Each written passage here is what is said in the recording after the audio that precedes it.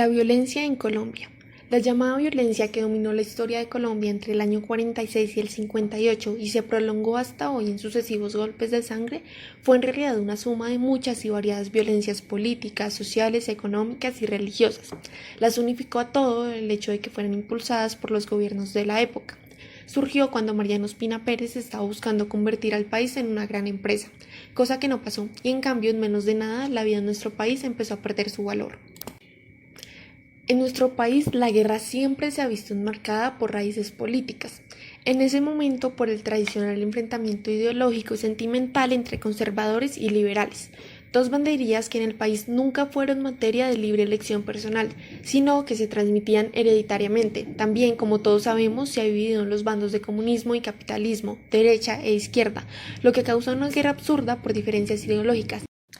El desarrollismo desde entonces no buscaba mejorar la situación de nuestros campesinos, sino urbanizarlos, lo que en efecto causó rápidamente desplazamiento forzado.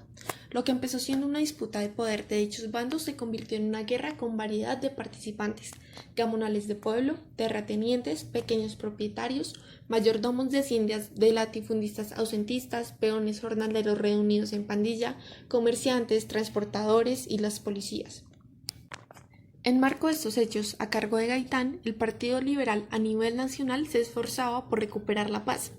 El 7 de febrero de 1948, Gaitán encabezó la multitudinaria Marcha del Silencio para pedirle al presidente paz y piedad para la patria. Adivinen qué pasó. Así es, estamos en Colombia y desafortunadamente la respuesta a dicho discurso 2 meses después fue matarlo. El hecho histórico del magnicidio de Gaitán se conoce como el Bogotazo.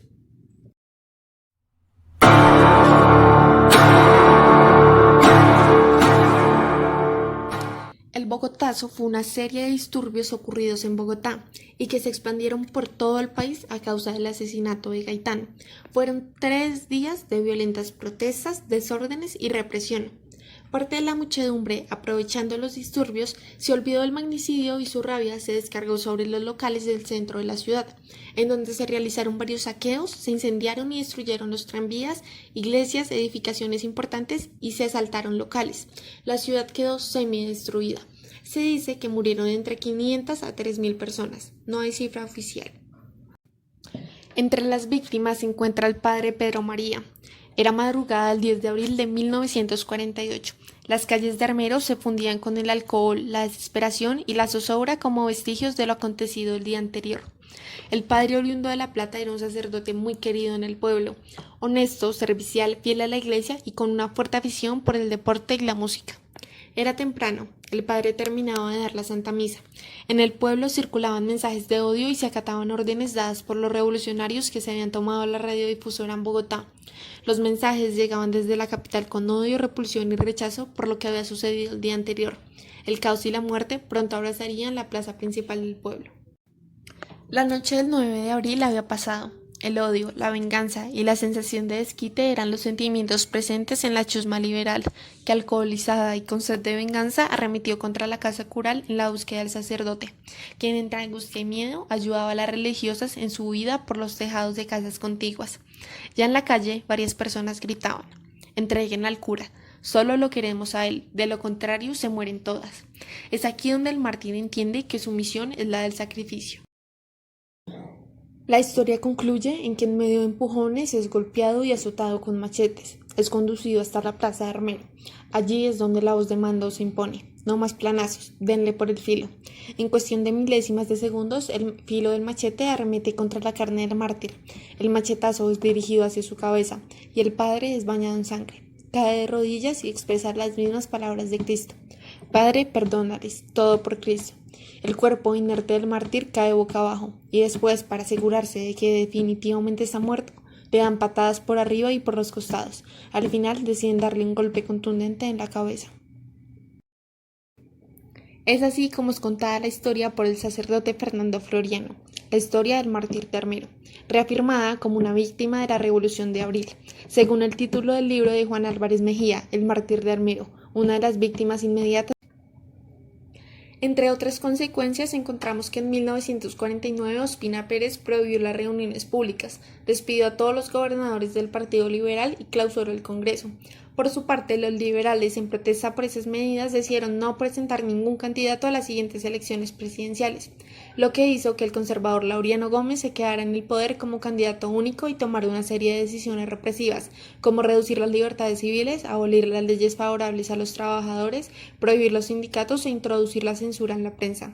Estas decisiones exacerbaron las condiciones de lo que se llamó la época de la violencia, desde el año 1946 hasta 1948, dejando entre 200 y 3.000 muertos y el desplazamiento forzado de aproximadamente 2 millones de personas. La firma del acuerdo de paz entre liberales y conservadores llegó en 1958 y se llamó Frente Nacional, un acuerdo para dividirse milimétricamente el poder en las tres ramas del Estado y turnarse entre los dos partidos la presidencia durante 4 periodos, entre 1958 y 1974. En el marco de este sistema excluyente de acceso al poder nacen las Fuerzas Armadas Revolucionarias de Colombia, FARC, el Ejército de Liberación Nacional ELN y el Ejército Popular de Liberación EPL. En 1974 se ubica para los historiadores lo que llamamos el conflicto armado interno en Colombia o periodo de guerra de guerrillas, que una década más tarde traería como consecuencia la entrada de un tercer actor armado en el conflicto, además de las guerrillas y el Estado, los grupos paramilitares. De ahí en adelante, la guerra se intensificó por innumerables actos violentos como secuestros de civiles, tomas de poblaciones, reclutamiento infantil y todo lo que conlleva la degradación de una guerra de baja intensidad. En los años 80 se realizaron las primeras conversaciones de paz con varios grupos armados.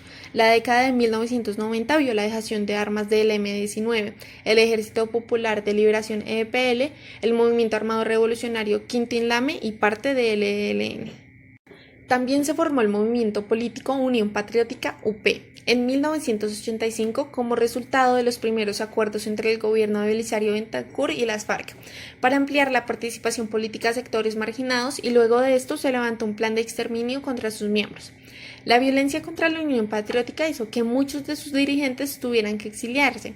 El Centro Nacional de Memoria Histórica documentó 4.153 personas asesinadas, secuestradas o desaparecidas en lo que se conoce como el genocidio más grande del país. En 2011 se creó la Ley 1448 que declara el 9 de abril como el Día de la Memoria Histórica y solidaridad con las víctimas del conflicto armado.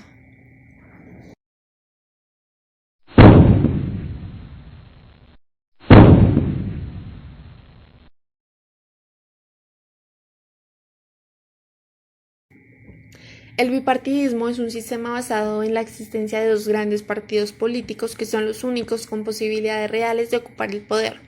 En Colombia, para la mitad del siglo XIX, comenzaron a estructurarse los partidos políticos tradicionales. Primero fue liberal en 1848 y cuyo programa fue esbozado por el José Ezequiel Rojas. El año siguiente, en 1849, Mariano Espina Rodríguez y José Eusebio Caro redactaron el programa correspondiente al conservador. A grandes rasgos de la sociedad en esta Colombia del siglo XIX se dividía en dos grupos que diferían dos cosas. Unos abogaban por la tradición política con la que se venía, y en ese grupo estaban los esclavistas, burócratas, terratenientes, militares de alto rango y clero, para quienes la situación era ideal y debía ser mantenida a toda costa. Los otros apoyaban la idea de transformar al Estado colombiano. Estos eran los comerciantes, los indígenas, los esclavos y los artesanos. Los antecedentes de este bipartidismo se remontan a la era colonial. En la Nueva Granada surgen dos fuerzas partidarias de la independencia, los centralistas y los federalistas. Los primeros, partidarios de un Estado fuerte, centralista y cercano a la Iglesia Católica, influenciados por el conservatismo inglés y liderados por Antonio Nariño. Y los segundos, partidarios de la República Federal, influenciados por las ideas de la Revolución Francesa y liderados por Camilo Torres Tenorio. Tras la muerte de Bolívar y la disolución de la Gran Colombia, en Nueva Granada se consolidan dos bandos, los santanderistas, federalistas, y los bolivarianos que venían siendo los centralistas.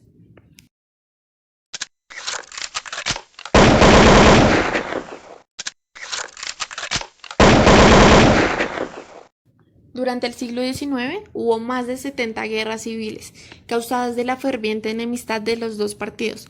Una de ellas es la Guerra de los 1000 días. Debido a la sucesión de guerras y hechos violentos en el país, no se determina un hecho originario de la violencia bipartidista en Colombia. Existen varios periodos de tiempo según la fuente, sitúan el inicio del conflicto. Inicial desde 1925 o 1928 con las protestas de distintos sectores y movimientos sociales. Para 1930, cuando se termina la denominada hegemonía conservadora con el inicio del gobierno liberal de Enrique Olaya. Otras fuentes sitúan este conflicto entre 1930 y 1957. En 1930 se daba por terminada la hegemonía conservadora y en 1957 tomó el poder la Junta Militar de Gobierno de transición entre el gobierno de Gustavo Rojas Pinilla y el Frente Nacional. Inició en 1946 por el retiro de Alfonso López Pumarejo de su segundo mandato presidencial sucedido por Alberto Lleras Camargo y en las elecciones de junio de 1946 donde fue elegido Mariano Ospina Pérez. De igual manera se sitúa su finalización en distintos años.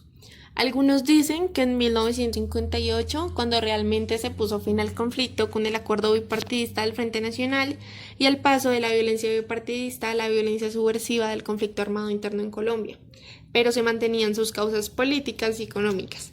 Para otros historiadores, el final del periodo se produjo realmente hasta después de 1966, cuando aún persistían algunos eventos violentos asociados a la violencia bipartidista.